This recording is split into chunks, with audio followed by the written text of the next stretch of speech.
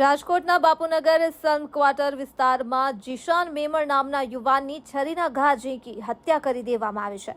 રાજકોટના canal road પર આવેલ બાપુનગરમાં મુસ્લિમ યુવાન 21 વર્ષીય જીશાન મેમણ નામના યુવાનની સરા જાહેરમાં હત્યા કરવામાં આવી છે.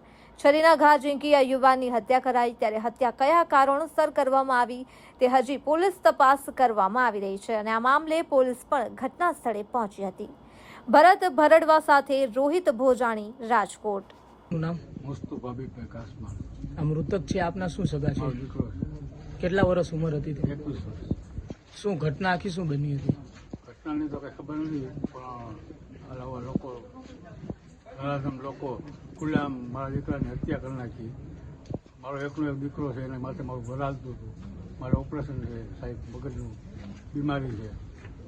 તો સરકાર પાસે અમારે એટલી જ માંગણી છે કે આવા ધરાધમ લોકોને કડકમાં કડક સજા કરે. કોણ હતા આરોપીઓ ખબર છે આપને? અમલ ને સાહિલ ને એવા નામ હતા મુસલમાન.